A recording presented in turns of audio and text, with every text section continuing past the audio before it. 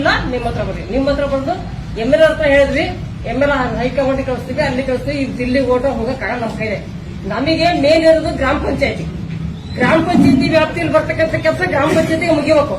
ನಿಮ್ಮವರೆಗೂ ಬರೋದು ನಮ್ ತಾಕತ್ತಲ್ಲ, ಅಲ್ಲಿವರೆಗೂ ಬರಲೂಬಾರ್ದು.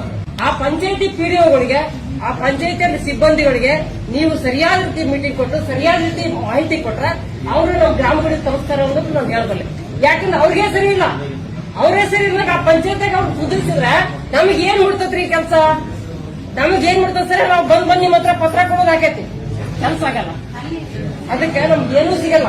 ಪಂಚಾಯತಿ ಸಿಬ್ಬಂದಿಗಳು ಸರಿಯಾದ ರೀತಿಯಲ್ಲಿ ವರ್ಕ್ ಮಾಡಿದ್ರೆ ಯಾರಿಗೂ ಸಮಸ್ಯೆ ಬರಲ್ಲ. ಪಂಚಾಯತಿಯವರು ಫೋನ್ ಮುಖಾಂತರ ಹೇಳಿದ್ರೆ ಅಕ್ಕಿ ಮನಿ ಬರೀತಾರೆ. ಅಲ್ಲಿ ಗ್ರಾಮ ಪಂಚಾಯತ್ ಅರ್ಜಿ ಕೊಟ್ಟರೆ ಕಸು ಸುತ್ತ ಇರ್ತದೆ. ಇದು ಗ್ರಾಮ ಪಂಚಾಯತ್ ಅರ್ಜಿ ಕೊಟ್ಟಂಗೆ JCB ಕಾರ್ಯ ಮಾಡ್ತದೆ. ಬೆಳಗ್ಗೆ ಇನ್ನೂ ಮಾಡಿ ರೆಡಿಯಾಗಿರ್ತದೆ, ಚರ್ಚೆ ಮಾಡ್ತೇವೆ, ರಿಜೆಕ್ಟ್ ಆಗಿರ್ತದೆ. ಇದು ಗ್ರಾಮ ಪಂಚಾಯತಿ ವ್ಯವಸ್ಥೆ. ಯಾವ ಗ್ರಾಮ ಪಂಚಾಯತಿ? ಎಲ್ಲಾ ಪಂಚಾಯತಿ ಸರ.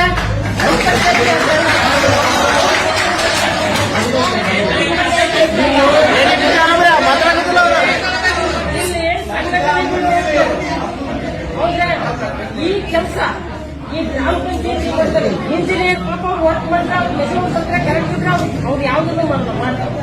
ಕೆಲವು ಇಂಜಿನಿಯರ್ ಮಾಡ್ತಾರೆ, ಮಾಡಿರ್ತಾರೆ. ಇವ್ರು ಫೋನ್ ಮಾಡಿ ಅವ್ರು NMR ಬಿದ್ದಿರುತ್ತೆ, ಅವ್ರು ಪಾಸ್ ಆಗಿರ್ತಾರೆ. ಪ್ರಾಂತ ಮಾಡೋ ಇಂಜಿನಿಯರ್ಗೆ ಈಗ ವರ್ಕಿಲ್ಲ, ಪ್ರಾಂತ BFT ಕೆಲಸ ಮಾಡೋರಿಗೆ ವರ್ಕಿಲ್ಲ, ಅವ್ರಿಗೆ ಸಂಬಳನೇ ಇಲ್ಲ.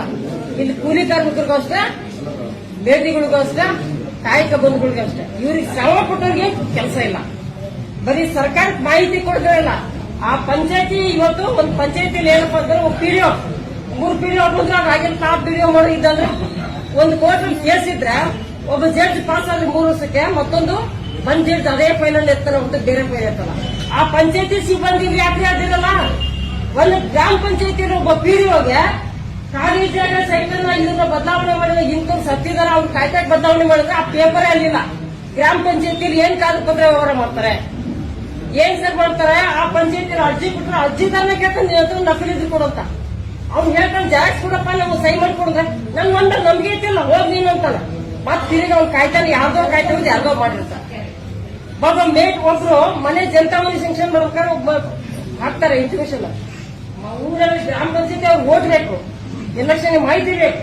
ಅವ್ರ ಪಂಚಾಯತಿಲಿ ಮನೆ ಬೇಕು ಅಂತ ಬರ್ಸ್ ಬರ್ತಾರೆ, ಪಾಸ್ ಮಾಡ್ತಾರೆ. ಜಾಗ ಇಲ್ಲ ಏನಿಲ್ಲ ಅಂತ ಮನೆ ಪಾಸ್ ಮಾಡ್ತಾರೆ, ಹಾಕ್ತಾರೆ. ಅವ್ರಿಗೆ ಮನೆ ಮುಂಜಾನ ಬರುತ್ತೆ, ಕಟ್ಕೊಳಕ್ ಜಾಗ ಇಲ್ಲ ಇತ್ತು ಅಂತ ಕೇಳ್ತಾರೆ. ಊರ ಬೇಕಾದಷ್ಟು ಜಾಗ ಇರ್ತತಿ. ಇದ್ದಲ್ಲಿ ಫೋನ್ ಮಾಡಿ ಜಾಗ ಗುರ್ತು ಮಾಡಿ ಪಂಚಾಯತಿ ಒಂದ್ ತಗಡ್ ಹಾಕಂತ ಹಾಕ್ತಾರ. ಅದು ಬಂದು ಮ್ಯಾಲ್ ಕಳಿಸ್ತಾರ. ಇದ್ದರಿಗೆ ಮನೆ ಏನ್ ಕೊಡುದ್ರಿ?